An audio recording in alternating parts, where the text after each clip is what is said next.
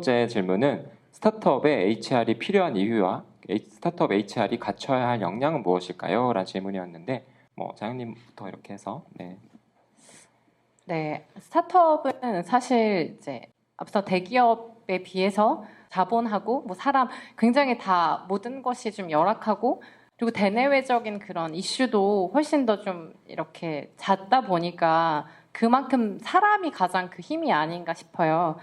그러다 보니까 HR이 여기서 가장 필요한 이유는 적절한 인재를 채용하고 그리고 해당 인재를 적절한 포지션에 배치하는 거, 그 다음에 이후에 이제 채용 계획이라든지 그런 것도 현업 담당자들하고 같이 끊임없이 이야기하는 그런 중요한 롤인 것 같습니다.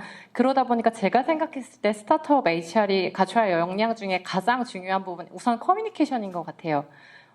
운영진뿐만 아니라 내부 구성원들 그리고 뭐 잠재적인 후보자분들하고도 끊임없이 커뮤니케이션을 많이 해야 하고 어떻게 보면 회사를 대표해서 이제 회사를 셀링하는 경우도 있고 운영진을 대변해서 목소리를 전해야 될 때 또 반대로 구성원들의 목소리를 이제 운영진에게 효과적으로 전달해야 되는 역량도 다 HR의 좀 가장 중요한 롤이기 때문에 가장 우선적으로 생각해야 될 역량은 커뮤니케이션 역량인 것 같고요. 그리고 하나 더 이제 추가로 한다면 아무래도 트렌드가 굉장히 빠르게 변화하고 있고 또 그에 맞게 사람들에 대한 어떤 그런 관심사라든지 그분들이 생각하는 커리어라든지 그런 부분에 대해서도 굉장히 빠르게 지금 변화하고 있는 시대이다 보니까 그런 것들을 발빠르게 먼저 능동적이고 적극적으로 공부도 많이 하고 지금의 시장 동향도 많이 파악하고 하는 그런 적극성 그 두 가지 정도가 아닐까 싶습니다. 네, 감사합니다. 네, 성현님. 네. 아까도 말씀드렸죠. 일단 제일 첫 번째는 변화 관리인 것 같고요. 변화 관리가 뭔지는 사람마다 다르기 때문에 그렇지만 어쨌든 미래를 내다보고 그걸 미리 선도해서 이끌어 나갈 수 있는 역량이 되게 중요하고요. 두 번째는 문제 해결 역량이라고 생각되는데 인사에 대한 기본 기능들은 아마 그 전 직장에서 많이 배워 오셨을 거예요. 근데 일단 그 기능들을 다 적용하기가 안 맞을 거예요. 그래서 기본적으로 언러닝을 하셔야 되고요. 일단 내가 기존 대기업에서 인정을 받았는데 그 인정받은 그 스킬을 가지고 그대로 적용하시면 100% 실패합니다. 그래서 일단 내가 기존에 가졌던 걸 다 내려놓으시고 새로운 문제를 새로 해결한다고 접근을 하셔야 돼요. 인사 문제로 접근하시면 안 풀려요. 그래서 전략 문제를 해결하시고 얘기하신 변화 관리하고 커뮤니케이션이 더해져서 그게 문제가 풀리는 거지. 내가 갖고 있던 인사, 뭐 보상, 뭐 복리후생, 채용 기술을 여기다가 적용한다. 아마 안 맞을 확률이 훨씬 높습니다. 그래서 그 두 가지를 하고 세부적으로는 이제 커뮤니케이션과 문제 해결 그렇게 말씀드리겠습니다. 네, 마지막에 지금 답변한 게 좀 불리하네요. 하려고 했던 답변들이 많이 나온 것 같은데 앞서서 뭐 소통 얘기하셨고 변화 관리 말씀하셨는데 약간 좀 더 보태면 좋을 게 뭘까를 생각하다가 저는 이제 두 가지가 떠오르긴 합니다. 일단 첫 번째는 스타트업이 성장이 빠르고 성장이 중요시되다 보니까 약간은 원칙이나 지켜야 될 법들도 있거든요. 특히 노동법 이런 것들을 좀 어긴다기보다 이제 좀 몰라서 이렇게 넘어갈 수 있는 부분들에 대해서 어쨌든 HR이 그런 원칙이나 기준을 잡아줘야 되는, 그러니까 어찌 보면 굉장히 변화에 능해야 되지만 그러면서도 굉장히 보수적인 역할도 저는 스타트업 해야 되고 실제로 그런 것들을 지키지 않고 굉장히 몸짓이 커졌는데 실제로 골격이 약한 그런 경우도 많이 봤거든요. 그래서 외부적인 상황, 외부의 법이나 규율에도 좀 강건하게 만들어주는 역할도 필요할 것 같고 마지막으로 저는 스타트업 HR이 그 역사가라고 하죠. 히스토리를 잘 보존하고 이후에 잘 이렇게 승계하는 역할도 HR 담당하고 있다고 생각합니다. 그래서 초기에 만들어졌던 회사의 문화들을 잘 좋은 부분을 개선시키는 역할도 필요하고 그런 것들을 어쨌든 이제 이따가 제가 발표하겠지만 컬처북이나 이런 식으로 만들고 사회화하는 과정도 어쨌든 뭐 이거 누군가 따로 물론 당연히 조직에 스며들게 마련이지만 그래도 그걸 명시화하는 작업 이런 것들은 HR의 또 역할이 아닌가 이런 생각도 듭니다. 네, 좋은 인재를 채용하기 위한 스타트업 HR의 채용 팁은 무엇일까요? 사실 스타트업의 HR 채용 저도 가장 고민하고 있는 부분이어서 네, 이 가장 중요한 채용 팁이 무엇일까 굉장히 고민을 좀 전에 이제 질문을 받고 생각을 했는데 제가 생각했을 때는 저희가 다들 어떻게 하면 좋은 구직자를 저희 회사로 끌어올까 사실은 어떻게 보면 스킬적인 걸 저희가 되게 많이 신경을 쓰는 것 같아요. 어떤 사이트가 요즘에 굉장히 뭐 유능한 후보자가 많다더라 아니면 뭐 어떤 서치펌이 좋은 인재를 많이 준다더라. 근데 제가 생각했을 때 가장 기본적인 건 뭐냐면 저희 회사에 대해서 우리 회사는 어떤 가치를 추구하고 우리 회사는 어떤 인재를 필요로 하는지를 먼저 확실히 파악을 해야 되고요. 그리고 다음으로는 저희 회사의 프로덕트 서비스에 대해서 누구보다 잘 알아야 되는 게 HR인 것 같아요.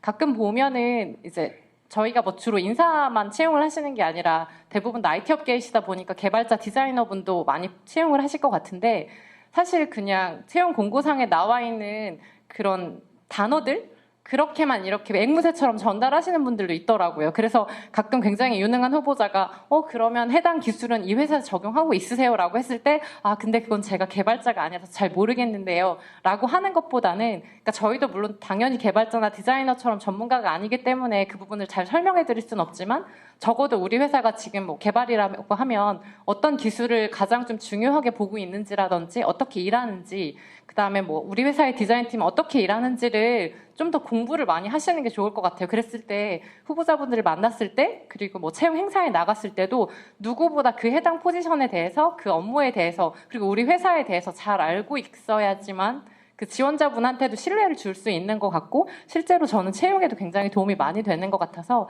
가장 기본적인 거는 지금 우리 회사의 어떤 프로덕트, 어떤 서비스 뭐 그 담당하시는 포지션에 있어서 좀 중요한 어떤 일들이라든지 그런 것들을 기본적인 거는 확실히 숙지를 하시고 가는 게 우선 가장 기본적인 팁이 아닐까 싶습니다. 스타트업에서 HR 중에 채용이 가장 중요하다고 보고요. 아마 80% 이상을 이 채용에 쏟으셔야 될 텐데 방법론으로 본다면 당연히 인터널 레퍼럴, 그 내부 채용이 가장 효과적인 툴인 건 명확하고요. 그래서 그걸 활용했을 때 직원들이 내가 정말 추천하게끔 만들어 주셔야 되는데 적절한 보상도 같이 가셔야 됩니다. 보면 뭐 금전적인 보상 요즘 대충 아시겠지만 최소한 100만 원, 300만 원을 가고 있는데 최소한 수준을 맞춰 주시는 게 일단 작동하는데 도움이 될 거고요. 그 다음에 기술적으로 보면 안타까운 게 JD가 이제 잡 사이트에 올라오는 걸 보면 안타까워요. 그러니까 구직자들이 우리 회사를 제일 처음 만나는 게 JD거든요. 근데 그걸 보면 제가 93년도, 92년도 입사했을 때랑 달라진 게 없어요. 너무 안타까워요. 그래서 거기에 우리 회사의 철학부터 시작해 미션, 비전, CEO의 생각, 우리가 갔을 때 처하게 될 일하는 환경 이게 다 녹아 들어가 있어야 되거든요. 우리 언어로. 근데 그런 기업이 많지 않습니다. 정말 많지 않아요. 거의 못 본 것 같아요. 근데 그런 것들은 시간을 많이 쓰셔야 되는 거고요. 나가서 사람을 찾는 것도 중요하지만 내부에서 HR과 PR과 뭐 물론 PR이 없는 회사도 있겠지만 그다음에 CEO와 C-레벨들이 리더들이 모여서 그 색깔이 뭔지를 명확히 하셔야 되는 거고요. 그다음에 더 중요한 좀 하이 레벨로 가면 스타트업에서 리크루터나 인사팀이 사람을 뽑는 거에 대해 책임이 있다는 생각을 버리셔야 돼요. 그건 HR은 도와주는 것이 사람을 갖다가 바치는 사람들이 아니에요. 이거는 대표가 일단 첫 번째 책임자고요. 그다음에 각 펑션의 리더들이 리크루팅 책임자예요. 그 사람들이 사람을 먼저 사실은 소싱을 해 와야 되는 거예요. 근데 그거를 인사팀에 다 밀어버린단 말이죠. 그거는 책임 전가예요. 근데 그런 문화가 안 되도록 하셔야 되고 사람을 데려오는 역량이 리더의 가장 첫 번째 역량 중 하나가 되는 사람이어야 돼서 그 사람을 보고 오는 사람들이 생겨야 되는 거죠. 물론 이제 스타트업에서 여러 가지 금전적인 한계 이런 것 때문에 어렵겠지만 그런 회사를 만드셔야지 오래 갑니다. 근데 그거의 시작은 CEO 브랜딩이고요. CEO가 강하게 브랜딩이 돼 있어야 그 사람 보고 능력 있는 사람들이 들어오는 겁니다. 그래서 그런 여러 가지 것들을 좀 종합적으로 고려를 하시면 좋겠습니다. 방금 말씀하신 부분 사실 하이어 매니저의 역할이 정말 중요하다는 게 정말 공감됩니다. 네. 저희 뭐 사례를 좀 말씀드리면 저희도 채용을 굉장히 좀 빡빡하게 하는 회사인데요. 일단은 저는 좋은 인재가 채용하기 위해선 일단 회사에 좋은 사람이 많아야 된다 이런 생각이 좀 듭니다. 아까 말했던 레브 레퍼럴처럼 일단은 회사에서 있는 사람들이 추천할 수 있고 그분들을 보고 또 들어오기 때문에 일단 기본적인 전제인 건 참 어려운 일이죠. 그리고 생각이 든 건 저희도 이제 우리가 그럼 어떤 인재를 뽑을까? 사실 좋은 인재라는 건 없거든요. 적합한 인재가 있는 건데 그럼 우리 회사에는 어떤 인재가 적합한지에 대해서 내부에서 명확한 기준이 있는가? 그리고 내부에서 어떤 기준으로 그러면 그런 걸 가르는지를 좀 내부 명확화가 먼저 필요한 것 같아요. 저희도 인재상 기준으로 해서 이렇게 좀 질문지가 있고 질문지를 이렇게 물어가면서 이 사람이 적합한지를 계속 테스트하고 뭐 마지막으로 하나 더 말씀드리면 저희의 약간 이건 채용의 사조 같은 건데 타협하지 않는다예요. 이게 어떻게 들리실지 모르겠지만 채용도 상황입니다. 어떤 상황에서 굉장히 급한 상황이 있을 수 있거든요. 그러니까 이 사람이 지금 없어서 안 돌아가. 그럴 때 뭐 우리가 만족스럽지 않지만 좀 괜찮은 사람이 왔어. 그럴 때 우리가 타협하기 되게 쉬운데 제가 버즈비라서 실제로 타협 저도 이제 할 수 있는 상황이 충분히 이해가 되는데 버즈비가 제일 많이 느낀 게 타협을 하지 않는다라는 게 배어 있더라고요. 스타트업에서 HR 담당자가 갖춰야 할 중요한 요소는 이런 것도 자영님 앞에서 그 앞선 질문하고도 좀 중복되는 부분이 있어야 될 것 같은데 HR 담당자가 갖춰야 할 가장 중요한 요소는 균형인 것 같아요. 예. 사실 좀 전에 말씀해줬던 저희가 그런 균형 중심을 잡아야 할 순간이 굉장히 잦게 있는 것 같은데 말씀해주셨던 지금 굉장히 채용이 급박한 상황이고 현업에서 어서 빨리 좀 사람을 채용해달라고 했을 때 근데 지금 저희가 컨선이 굉장히 많은데 이걸 지금 타협을 하고 해야 되는 건지 아니면 그래도 저희의 뭐 기존에 있던 그런 바를 유지해야 되는 건지라는 그때의 균형이라든지 예를 들면 또 내부 구성원들이 어떤 요구하는 사항이 있을 때 그게 당장 지금 운영진에서는 받아들여지기 어려운 상황도 있고 근데 그때 HR이 어느 한편에 서면 안 되는 것 같고요. 근데 그 중심을 잡는 게 사실 굉장히 어렵거든요. 스타트업에서 특히 HR 같은 경우에는 조직에 어떻게 보면은 가장 중요한 그런 중간자적인 역할을 하고 있기 때문에 한 번이라도 그런 균형을 잃게 되는 순간 그 다음번은 더 균형을 넘기가 더 쉽고 하다 보면은 그때부터 점점 더 힘든 상황이 돌아오는 것 같아서 저는 갖춰야 할 가장 중요한 요소는 그 밸런스를 유지하는 거라고 생각합니다. 역량 부분에서 말씀 좀 드린 것 같아서 역량 이따가 그럼 말씀해 주시고 뭐 저도 사실 앞서서 말씀드렸던 부분이라서 뭐 어느 정도 말씀드렸을 것 같은데 다만 이제 균형처럼 약간 생각되는 것 중에 하나는 저희도 의사결정할 때 저는 약간 판례를 남긴다라는 약간 표현을 쓰거든요. 그러니까 이 의사결정이 나중에 다시 복귀했을 때도 문제가 없어야 되는 그러니까 이게 무슨 얘기냐면 상황에 따라서 어쨌든 약간 그냥 약간 뭐 이번 예외로 할까? 이런 것들인데 물론 예외를 적용할 상황도 있지만 그거 역시 회사 내에서 어쨌든 판례로 계속 남아야 된다 이런 생각이 좀 들더라고요. 어떤 의사결정을 할 때 계속 저희는 이후를 고민하고 이전을 고민하는 그런 감에서 균형감 이게 뭐 부서와의 균형감도 있지만 현재와 과거와의 균형감도 같이 갖춰야 되는 게 아닌가 이런 생각도 좀 듭니다. 이 부분은 이따가 성현님께서 좀 구체적으로 또 역량에 대해서 많이 말씀해 주실 것 같아서 그때 답변을 들으시면 더 좋을 것 같아요. 스타트업 HR 보상 및 평가 체계 구축 방법은? 이라고 간단하게 질문해 주셨습니다. 여기에 대해서 어떻게 답변할 수 있을지 한번 짧게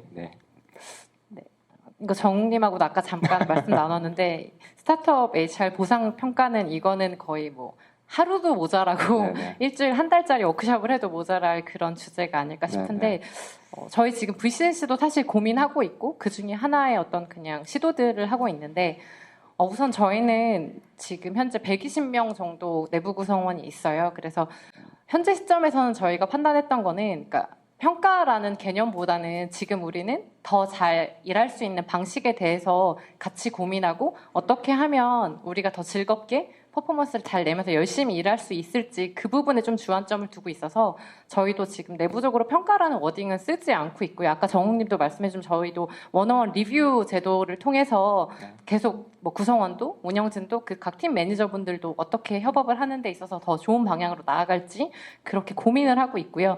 그리고 보상은 진짜 요즘에 어려운 문제인 것 같아요. 아까 말씀하신 뭐 인재 채용에 있어서도 요즘에 뭐 굉장히 최근에 뭐 이렇게 이슈되었던 그런 뭐 1.5배 연봉 인상이라든지 그런 것들을 이제 접할 때마다 저희도 어떻게 하면 더 공정하게 보상을 드릴 수 있을까 고민하는데 사실 보상이라는 거 이제 설문지 보면은 우리나라 어떤 분들도 심지어 뭐 임원진 분들조차 본인의 보상에 연봉에 만족하는 분이 없다고 해요. 네.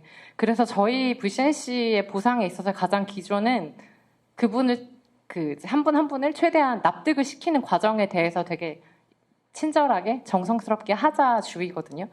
그러니까 단순히 뭐 저희 뭐 당신의 연봉은 이러하니 뭐 당신의 평가는 이러하니 올해 연봉 이렇게 드리겠습니다가 아니라 우리가 왜 이렇게 뭐 이 정도의 범위에서 당신에게 드릴 수 있는지를 정말 성실하게 보상에 대한 납득을 시키려고 하는 것 같아서 당연히 뭐 전 구성원 분이 저희의 그런 거에 대해서 다 수용해 주시는 분은 없지만 적어도 우리가 어떻게 이런 고민을 가지고 당신에게 이런 연봉을 제안하게 됐는지 그 납득하는 과정을 좀 열심히 하고 있는 것 같습니다.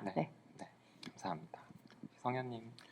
얘기하신 대로 이건 뭐 3박 4일도 부족한 거기 때문에 필요하면 진짜 별도 워크숍을 한번 하시면 네. 제가 나와서 얘기를 좀 더 드릴 수 있을 것 같은데 아주 그 실질적인 말씀을 그 구축의 방법론 뭐 디테일보다는 아마 여러분들이 답답함을 느끼는 건 그런 거예요. 평가는 좀 차치하고 우리가 주는 보상 수준이 적합한 거냐, 얼마나 많이 주고 있는지, 얼마나 적게 주고 있는지 이것만 알아도 사실은 답이 많이 풀리거든요. 우리나라 스타트업도 마찬가지고 대기업도 마찬가지. 이게 어려운 이유는요, 데이터가 없기 때문에 그렇거든요. 그러니까 물론 이제 한국에도 나와 있는 컨설팅 펌들이 그 컴pen세이션 서베이 해서 팔기도 하지만 스타트업은 없거든요. 근데 이제 미국 같은 경우는 아무리 작은 스타트업도 사실은 스타트업 업계에 좌별로 벤치마크 데이터가 다 나와 있어요. 그러니까 연봉이 엔지니어 초봉은 얼마인지, 디자이너 초봉은 얼마인지, 3년 차, 5년 차, 7년 차 다 있거든요. 그렇기 때문에 방향을 잡을 수가 있어요. 근데 우리나라는 그게 없기 때문에 서로 답답한 거거든요. 이제 답답한 게 왜 그러냐면 여러분들이 데이터를 안 줘서 그런 거예요. 스스로가. 근데 그게 발목을 찍는 거거든요. 그래서 만약에 우리가 좀 더 스타트업을 발전시키려면 누군가 총대를 매더라도 제가 매일 수도 있어요. 누가 매더라도 여러분들의 데이터를 익명으로 다 받아서 그 통계를 내는 게 가장 좋은 방법이에요. 그거 되면은 평가 보상이 다 풀립니다. 예를 들어서 이거 아주 다른 얘기지만 컨설팅 펌을 제가 설득을 해서 자, 당신들이 실무를 하고 대신에 스타트업에 계신 분들이 아주 익명으로, 이거 원래 익명으로 하게 돼 있어요. 익명으로 데이터를 다 받도록 잘 템플릿을 만들어서 받아줄 테니 당신들이 분석해서 리포트 뿌려주세요 하면 아마 할 거예요. 안 할 이유가 없거든요.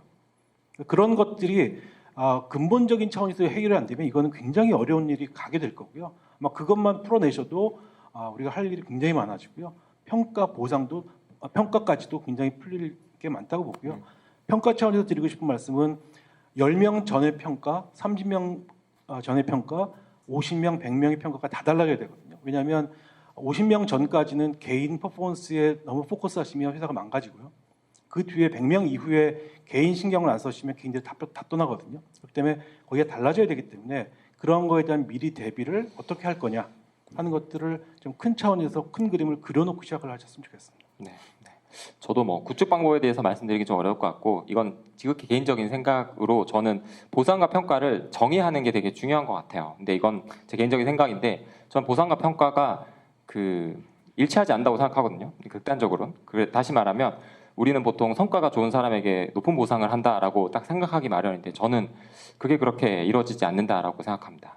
왜냐하면 평가의 본질은 저는 피드백이라고 생각해요. 더 잘하기 위한. 지금 저를 가고 있어? 안 가고 있어? 말을 하기 위함이라고 생각이 들고 보상의 본질은 희소성이라고 생각해요. 극단적으로 표현해서 어떤 직무가 그냥 저성과자인데요. 이 직무가 너무 희소해서 외부에서 마켓에서 구할 수 없다고 하면 높은 보상을 줘야 되는 거예요. 그러니까 딱 그 성과가 높다 안 좋다와 보상이 직접적으로 연결되는 것이 아니다. 조금 분리해서 볼 필요가 있다. 평가는 평가대로 지금 잘하고 있는지 우리가 요구하는 JD에 기반해서 우리가 요구하는 성과 책임에 기반해서 우리가 요구하는 OKR 기반해서 당신이 어떻게 하고 있어? 라는 말을 잘 전달되는 건 전달되는 것이고 보상은 지금 이 사람 아까 그래서 마켓이 얘기가 저는 그렇게 연결되는 것 같은데 지금 마켓에서 이 사람을 정말 우리가 구할 수 있는가? 대체되는가? 대체될 수 없는가? 라는 기준으로 다시 한번 보고 따져야 되는 상황이 아닌가? 그래서 그런 식으로 고민을 저도 이제 하면서 하고 있는데 쉽지는 않지만 그래도 그런 스타트업은 특히 좀 그런 고민이 필요하지 않나 이런 생각이 좀 듭니다. 혹시 오해가 있을까봐 이제 좀 처분을 하면 방금 말씀에 동의하는데 그래서 아까 이제 기본급하고 보상 베리어블을 나누는 이유가 그 사람의 몸값이 희귀하면 그렇죠. 기본급에 반영을 하면 되는 거고 그렇죠. 그다음에 저성과자면 저성과자에 맞는 베리어블 성과급을 지급하면 메시지가 명확해질 겁니다. 네, 맞습니다. 인원수가 많아질 때 문제점 중에서 이것만은 미연에 방지해야 할 부분. 오늘 제 강의 때 주로 이 말씀 드릴 것 같은데 인력에 대한 플래닝 요즘 그 얘기를 이제 다른 같이 논의하시는 분들하고 얘기를 많이 하고 있는데 인력 플래닝에 대해서 그러니까 회사가 완전히 안정기에 들어가기 전까지는 회사는 어쨌든 인건비로 망하는 거거든요. 인건비를 얼마나 잘 플래닝을 하느냐에 따라 달라지기 때문에 그 인건비 플래닝하는 단계에 HR이 어떻게 전략적으로 잘 포지셔닝하고 CFO나 CEO한테 잘 어드바이스 할 거냐 이게 굉장히 중요해집니다. 그렇게 하기 위해서는 회사의 비즈니스 모델이나 전략을 잘 이해하고 있어야 되고요. 그렇게 하시려면 현업에 들어가셔야 돼요. 가서 그분들하고 얘기 나누고 그분들이 어떤 생각을 갖고 있고 회사 어떻게 하는지를 잘 예측하는 거를 초기에 그런 그 루틴을 만들어 놓으셔야 됩니다. 아니면 나중에 그게 그렇게 바뀌지 않거든요. 그래서 우리가 살아남을 때까지 아까 얘기하신 노 대표님 얘기하신 데스밸리를 지날 때까지는 그거를 굉장히 꼼꼼하게 봐주셔야 돼요. 효과적인 인터뷰 위한 방법을 알려주세요. 네. 네. 인터뷰의 그 본질에 맞는 그런 질문들이라고 해야 될까요? 그런 부분들을 잘 설계를 하셔야 될 것 같아요. 뭐 예를 들면은 그 저희 같은 경우 이제 이따 제 강의 때도 말씀드리려고 하는데 저희 같은 경우 이제 컬처 인터뷰를 굉장히 중요시하고 있어요. 우리 회사의 가치에 맞는 그런 분들을 모시려고 하고 있고 그리고 그분들이 왔을 때 즐겁게 일하실 수 있도록 동기부여가 되는 환경을 저희가 제공해드릴 수 있는지를 판단하기 위한 그런 인터뷰를 진행하려고 컬처 인터뷰 때 가급적 그런 질문지들을 많이 이렇게 넣으려고 하고 있고요. 그리고 사실 인터뷰 같은 경우는 굉장히 주관적이고 짧은 시간 안에 그 후보자를 판단하는 과정이기 때문에 저희는 그 최대한 그 인터뷰에 들어간 인터뷰어 분들을 많이 좀 배석하게 하고 있고 그리고 1, 2차 인터뷰의 모든 리뷰 그 리포트를 다 작성을 하고 있고 이제 저희 내부에서 구글 쓰고 있는데 실시간으로 그 드라이브로 다 공유가 돼서 뭐 1차 인터뷰에 들어갔던 분이 어떤 질문을 했고 어떤 대답을 나왔고 어떤 코멘트를 남겼는지 2차 이제 들어가시는 분들도 다 공유할 수 있게 하고 있고 그리고 사실 저희가 굉장히 바쁘기 때문에 기억이 금방 휘발이 되잖아요. 그래서 최종 인터뷰가 끝나고 나면 그 인터뷰에 참석했던 모든 사람들 그리고 처음 뭐 예를 들면 그 인터뷰 안내를 했던 HR까지 다 포함해서 전 구성원이 같이 그분에 대해서 얘기를 하고 아까 말씀해 주셨던 뭐 그런 우려사항이라든지 그런 부분에 대해서 같이 얘기하고 빠르게 결정하는 그런 인터뷰 진행을 하고 있습니다. 네. 네, 좋습니다. 네, 그럼 여기까지 디스커션 세션 마무리하도록 하겠습니다. 네, 감사합니다. 고맙습니다. 감사합니다.